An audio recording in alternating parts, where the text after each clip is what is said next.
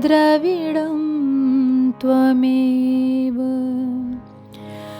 त्वमेव सर्वं मम देव देवा। श्री गर्ग संहिता के विश्वजित खंड का 34वां अध्याय। अनिरुद्ध के हाथ से वृक दैत्य का वध। श्री नारद जी कहते हैं, मिथिलेश्वर, संग्रामजित के द्वारा उस महायुद्ध में भूत संतापन के मारे जाने पर दैत्य सेनाओं में महान हाहाकार मच गया। तब शकुनी, वृक, कालनाभ और महानाभ तथा हरिश्मश्रु ये 5 वीर रणभूमि में उतरे। श्री कृष्ण कुमार प्रद्युम्न शकुनी के साथ युद्ध करने लगे और अनिरुद्ध वृक के साथ, सांब कालनाभ से और दीप्तिमान महानाभ से भिड़ गए। बलवान वीर श्री कृष्ण कुमार भानु हरिश्मश्रु नामक असुर के साथ लड़ने लगे। सबके आगे थे धनुर्धरों में श्रेष्ठ अनिरुद्ध। वे अपने बाणों द्वारा दैत्यों को उसी प्रकार विदीर्ण करने लगे जैसे इंद्र वज्र से पर्वतों का भेदन करते हैं। अनिरुद्ध के बाणों से दैत्यों के पैर, कंधे और घुटने कट गए। वे सब के सब मूर्छित हो तेज हवा के उखाड़े हुए वृक्षों की भांति पृथ्वी पर गिर पड़े। अनिरुद्ध के तीखे बाणों से जिनके मेघडंबर, हौदे, कुंभस्थल और सूढ़ें छिन्न भिन्न हो गई थीं, दांत टूट गए और कक्ष कट गए, वे हाथी रणभूमि में उसी प्रकार गिरे जैसे वज्र के आघात से पर्वत ढह जाते हैं। हाथियों के 2 टुकड़े होकर पड़े थे और उनके ऊपर कश्मीरी झूल चमक रही थी। हाथियों के विदीर्ण कुंभ स्थलों से इधर उधर बिखरे हुए मोती चमक रहे थे। राजेंद्र, वे बाणजन्य अंधकार में उसी प्रकार उद्दीप्त हो रहे थे जैसे रात में तारे चमचमाते हैं। अनिरुद्ध के बाणों से प्रदर्शित कितने ही वीर मूर्छित होकर पृथ्वी पर गिर पड़े। वह दृश्य अद्भुत सा प्रतीत होता था। कितने ही रथी भूमि पर गिरे थे और उनके रथ सूने खड़े थे।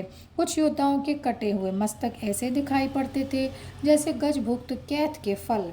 राजेंद्र, एक ही क्षण में उस संग्राम के भीतर दैत्यों की सेनाओं में इतना अधिक रक्त गिरा कि उसकी भयानक नदी बह चली। हाथी उसमें ग्राह के समान जान पड़ते थे। ऊँटों एवं गधों के धड़ एवं मुख आदि कच्छप जान पड़ते थे। रथ सूस के समान प्रतीत होते थे। केश सेवार का भ्रम उत्पन्न करते थे और कटी हुई भुजाएं सर्पिणी सी जान पड़ती थीं। कटे हाथ उसमें मछलियां थे और मुकुट, रत्नहार एवं कुंडल कंकड़ पंथर का स्थान ले रहे थे। शस्त्र, शक्ति, छत्र, शंख, चंवर और ध्वज वालुका राशि के समान थे। रथों के चक्के भंवर का भ्रम पैदा करते थे। दोनों ओर की सेनाएं ही उस रक्त सरिता के दोनों तट थीं। नपेश्वर, 100 योजन तक फैली हुई वह खून की नदी वैतरणी के समान भयंकर जान पड़ती थी। प्रमथ, भैरव, भूत, बेताल और योगिनीगण उस रणमंडल में अट्टहास करते, नाचते और निरंतर खप्पर में खून लेकर पीते थे। वे भगवान रुद्र की मुंडमाला बनाने के लिए नरमुंडों का संग्रह भी करते थे। सिंह पर चढ़ी हुई भद्रकाली सैकड़ों डाकिनियों के साथ आकर उस सम्रांगण में दैत्यों को अपना ग्रास बनाती और अट्टहास करती थीं। विमान पर बैठी हुई विद्याधरियाँ, गंधर्व कन्याएं और अप्सराएं क्षत्रिय धर्म में स्थित रहकर वीर गति को प्राप्त हुए देव स्वरूप वीरों को पति रूप में वर्ण करती थीं। आकाश में उन वीरों को पति रूप में चुनते समय वे सुंदरियां परस्पर कलह कर बैठती थीं। कोई कहती, ये मेरे योग्य हैं, तुम लोगों के योग्य नहीं। इस तरह वे विहलचित हो विवाद कर रही थीं। कुछ वीर धर्म में तत्पर रहकर समर की रंगभूमि से तनिक भी विचलित नहीं हुए, इसलिए वे सूर्यमंडल का भेदन करके दिव्य विष्णुपद को जा पहुँचे। कुछ दैत्य अनिरुद्ध को अपने शत्रु के रूप में देखकर भाग खड़े हुए। कुछ असुर अपना अपना युद्ध छोड़कर 10 दिशाओं में पलायन कर गए। उसी समय गधे पर चढ़ा हुआ भयंकर महादैत्य वृक गर्जना करता हुआ तथा बार बार धनुष टंकारता हुआ युद्ध करने आया। उस रण दुर्मद दैत्य ने भी 10 बाण मारकर अनिरुद्ध के प्रत्यंचा सहित धनुष को काट दिया। धनुष कट जाने पर महाबली अनिरुद्ध ने दूसरा धनुष हाथ में ले लिया और 10 बाण मारकर वृक के कोदंड को भी खंडित कर दिया। इस पर वृक के होठ रोष से फड़क उठे। उसने त्रिशूल उठाकर जीभ लपलपाते हुए धनुर्धरों में श्रेष्ठ अनिरुद्ध से कहा।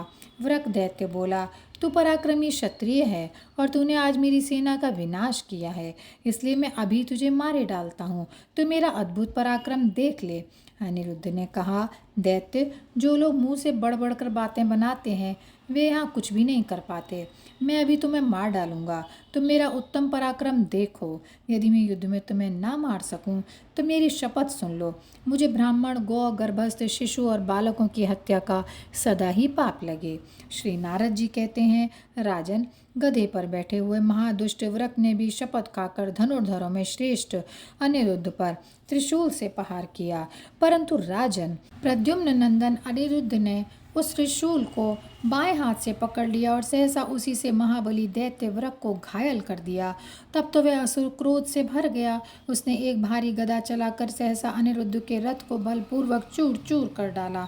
तब प्रद्युम्न कुमार ने तीखी धार वाली तलवार से शत्रु की दोनों भुजाएं उसी तरह काट डाली जैसे इंद्र ने वज्र से शीघ्र ही पर्वतों की दोनों पाखें काट दी हों। तब वे बाहुविहीन दैत्य पैरों से पृथ्वी को कंपाता हुआ लपलपाती जीभ से युक्त भयंकर मुंह फैलाकर ऐसा दिखाई देने लगा मानो वह सारे आकाश को ही पी जाएगा।